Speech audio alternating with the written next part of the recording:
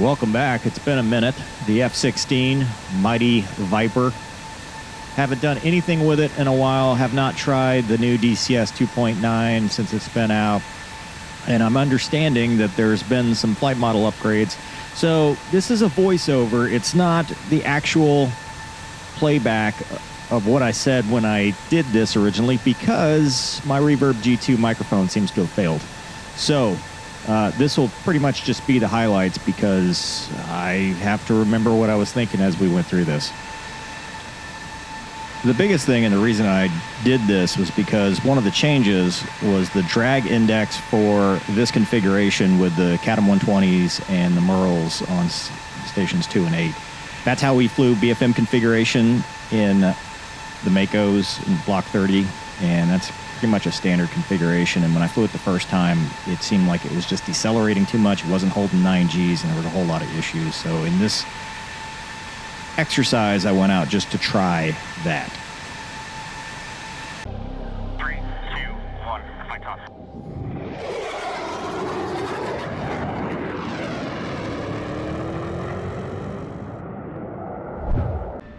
So taking the runway, I do my standard spiel, seat heat, lights, pitot heat. Make sure the seat is armed and landing light as required. Did an afterburner takeoff. Typically in the Viper, at least during training, if you are clean, you do a mil power takeoff, but it's a sim and it's fun. And so why would you do an afterburner takeoff? But first things first, got to wipe out the flight controls. Make sure everything's good. I didn't set up the INS. I think there was some issue with it, but whatever. So the issue I have with this is the acceleration rates of the airspeed indicator in the HUD. I've never flown an aircraft that goes in single digits. It usually, when the rate gets above a certain number, which I don't know what it is, and I don't know how to relay that appropriately, although I have before, it usually starts skipping numbers, so it doesn't look like you're ludicrous speed accelerating. And so the fact that it goes single digits in knots is just non-standard, and I don't know that any airplane does that, except maybe like Ace Combat. Ace Combat would do the same thing, but I think that's a refresh rate in the HUD. But it's kind of a small complaint, but it's also relevant when you go and do these tests because it makes the deceleration rates look way faster and it makes the acceleration rates look way faster. But that's a good looking airplane. I don't care what anybody says. Vipers. Okay, for this test, I wanted to set up at two places, one 10,000 feet and the other at 5,000 feet, or between that 5 and 10. And my biggest complaint was that it wasn't getting to 9Gs, or it was getting close to 9Gs, it wasn't holding 9Gs, and the bleed rates were way too high. And when I talk about the rate of energy loss or the sustained G, I'm not talking sustained turn rate. I think a lot of people got that confused when I was talking about that earlier. A standard F-16 clean, Block 50, Block 30, if you get low enough altitude, cold enough weather, and clean configuration, it should sustain 9Gs, especially with a downward vector. Not level, but with a downward vector. And this was not doing that previously. So this time I went out, the first time I was really happy with that turn you just saw there. I think it hit like 8.8 Gs. But what happens with the F-16 is if you get above 480 into the 500 knot regime, the jet never slows down. You get on the different side of the EM diagram where it has too much thrust and not enough drag, and 9Gs is just not enough to slow it down. So that's one of the things I was looking at. The bleed rates from 9Gs, what is the airspeed bleed rate? Again, it looks faster than it is because of the airspeed, but right here, it was much faster to 9Gs than before, which I was very happy with. It held 9Gs the entire time with a slight nose down vector, and we're in that 5 to 10,000 foot range, which is exactly where I would expect it to do it. It was a little heavy at, I think it was around 5,000 pounds, so it's not the performance that you'd see at the 3,000 to 4,000 pound for fuel weight range, but it performed really well, and I was really happy as we did this. It's a shame that it didn't record because I was actually like, yeah, this is pretty cool. Now, that head movement in the jet you'd never do because you'd break your neck, so not really realistic.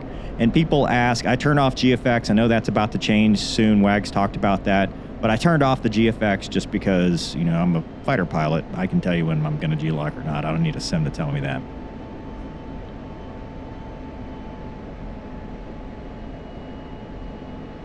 So it reset the G meter and wanted to try one more time down at lower altitude, above 500 knots.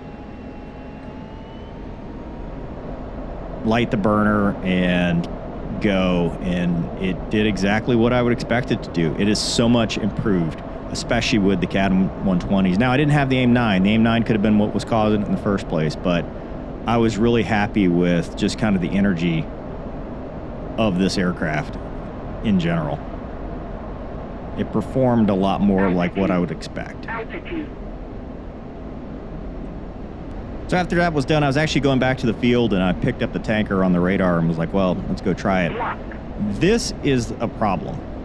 And so, I've brought this up before. When you go outboard, so a dogfight mode, it should not break lock.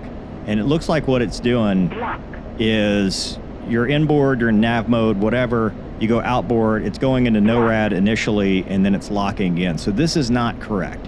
It should maintain the lock, because in real life, you use that dogfight switch to go outboard to get to your 9X or your 9 mic. You go inboard to get to your 120.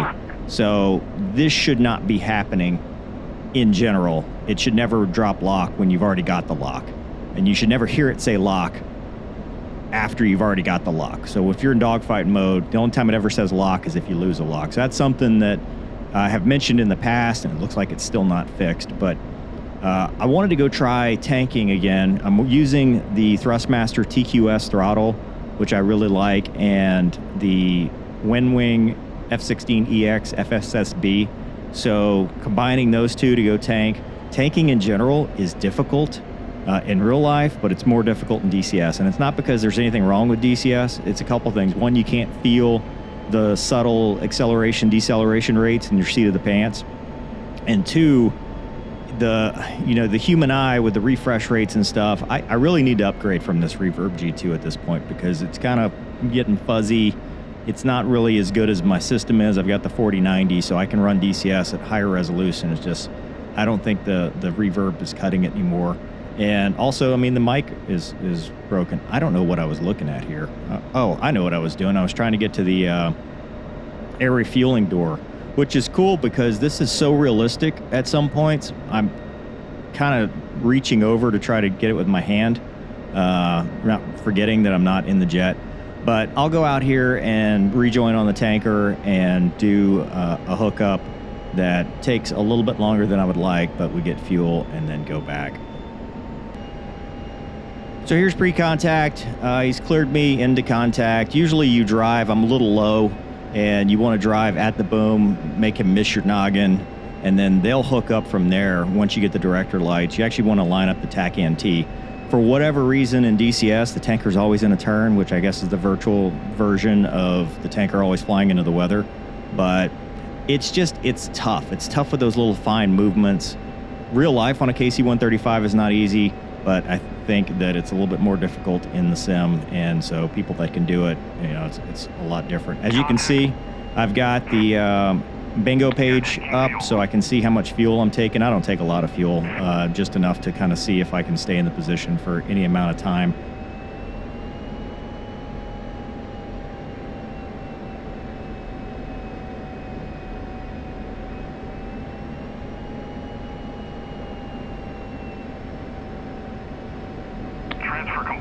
So it says transfer complete, but actually I hit the nose wheel steering disconnect to just cancel it, and then close the AR door, go up to the observation position, and then right back down to land at the base.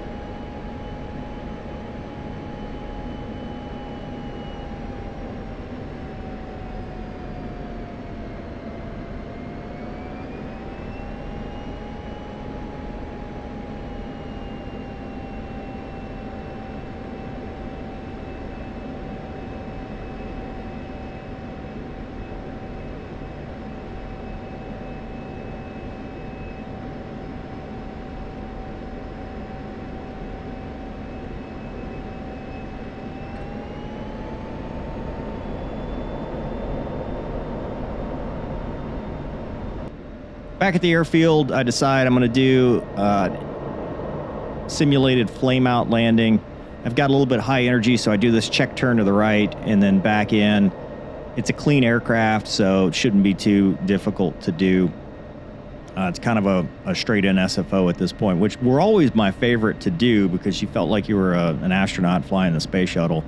But I had a lot of energy, so they say 11 to 17 degrees in the HUD. When the runway is in that 11 to 17 degree field, that's when you can drop the landing gear, so I had plenty of energy. And now I'm just aiming short, managing my energy. I've got the landing gear down because I've got plenty of energy to make the runway. What happens on this is something that's happened to me a lot, and I don't know if it's just the fact that I'm not current or the fact that I'm not used to the sim or whatever, but it has this tendency when you have the flight path marker at the top of the AOA staple, which is about 11 degrees, it starts to want to swap ends. So you'll see here, I'll get in close, and then it'll want to swap ends to where it's just this high sync rate at a really high altitude, which for me, I can shallow that out or extend and not do that, but you'll see I'll bleed off a lot of airspeed and just kind of pack it in. So it's not that clean, doesn't look that good. Probably would not go well in real life if I did it like this, but up to this point, it looks good, but you can see here I'm bleeding down my energy and getting too slow in the overrun. So I should have a little bit more energy to make sure that I make it, not land in the overrun. And here I'm swapping in. So that's kind of it seemed worse when I did it in real time. Watching it now, it doesn't seem as bad, but I don't know. And my trend all day is going to be landing on the right side of the runway. I don't know if it's me, rudder pedals, what, I don't know. But here I'll do a mill power closed pull and try just a normal pattern.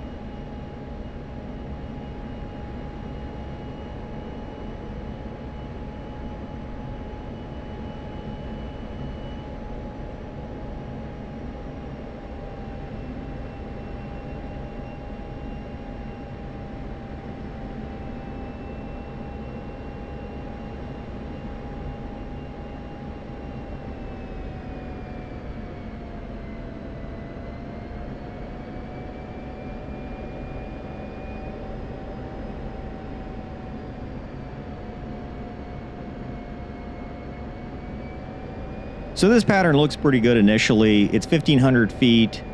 Typically, we're either 1,500 or 2,000 feet. A little bit fast. That would probably be the biggest thing, is I'm fast. I'm not managing the airspeed, which again, it's a clean aircraft, so it's harder to slow down, but I'm way too fast here in the overrun and don't recognize it in time. So I think I'll just go around. Yeah, I'll low approach and to go around because it's just fast. It just doesn't look right. So I'll do a burner closed here, which in real life, kids don't try this at home. You're not really supposed to do, but it's DCS, the gas is free, and there's probably no 11202 to worry about, no angry ops group commander that's going to tell you not to do this.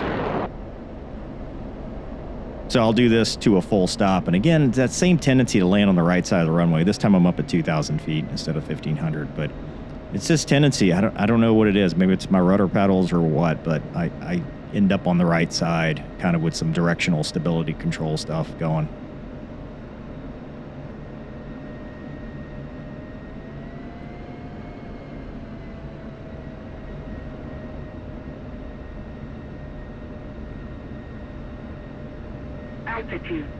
Altitude.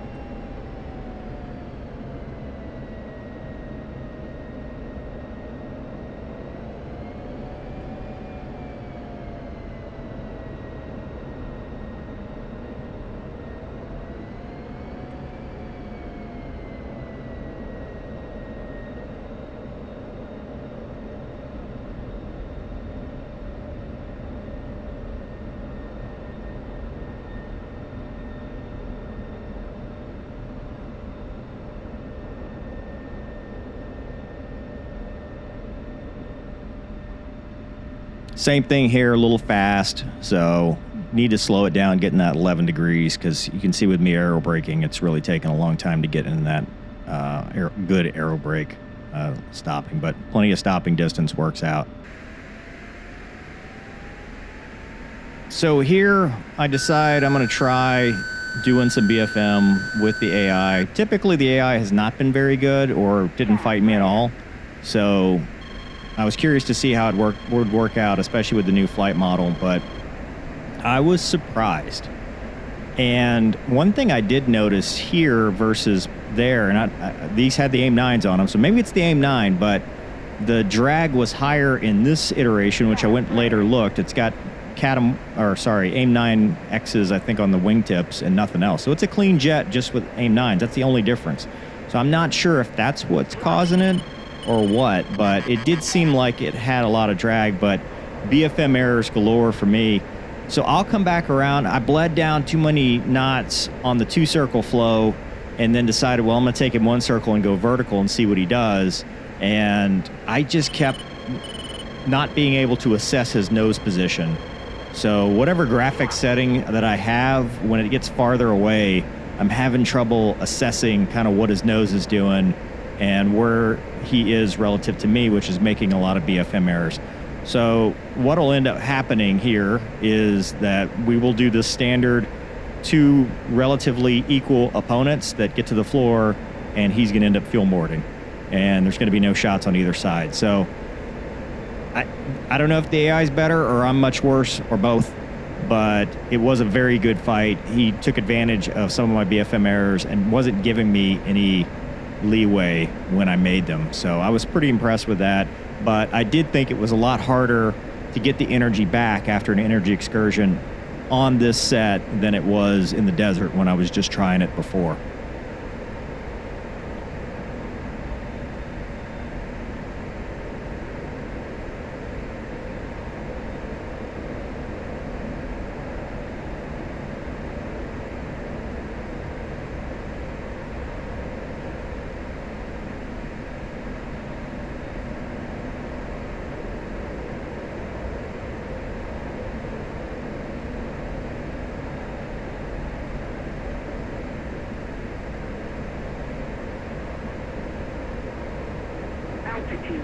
And you'll see here, you know, we're 2-circle, flipping each other off across the circle, and we'll get to a subsequent merge, and I'll try to reverse and go vertical, take it 1 circle, just to see if I can force an error, which initially I thought it was going to work, but again, I'm looking at this going, I don't know what he's doing. I don't know how he reacted with his nose position. And it ended up just being another neutral merge. But now I'm starting to run low on fuel, he's starting to run low on fuel, and I don't think we'll ever get into a position where there's a solid gun track. I keep getting my nose trapped in lag too anytime I get anywhere offensive, which means I need to start transitioning to offensive BFM cues. You know, it's all the standard fundamentals that you kind of forget if you haven't done it in a while.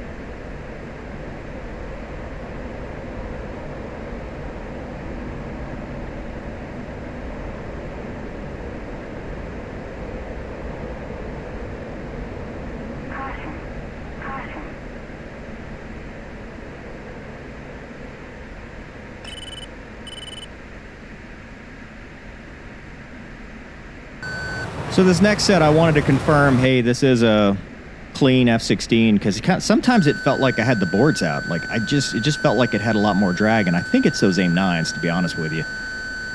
That's the only thing I can think of, because a clean jet, it's so different than what we just did. You can especially see here, just in the terms of the bleed rate, even though we're higher, I don't think it should still be that extreme. But, you know, that's also off my eyeball. That's not official. That's not based on any EM diagrams. That's just what I remember. So it could be wrong. But here, we trade shots. We actually trade some face shots here in a little bit, which is really kind of a BFM error, because yes, you might get that quick kill, but you also sacrifice a lot of angles in that merge when you should be trying to get turning room and lead turn opportunities.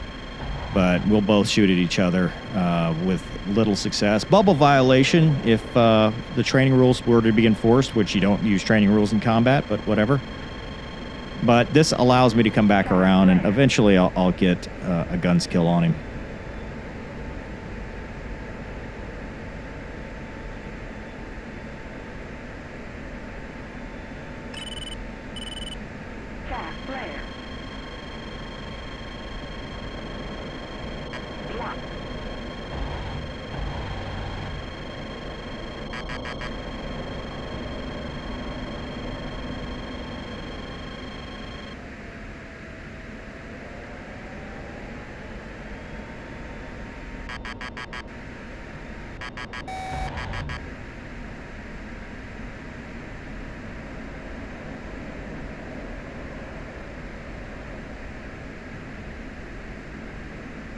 I was following him down here, and he hit the cloud and exploded, so I wasn't real sure what was going on. But I didn't stick around and wait for the second bandit. I had stuff to do, but that's it. That's the update on the flight model.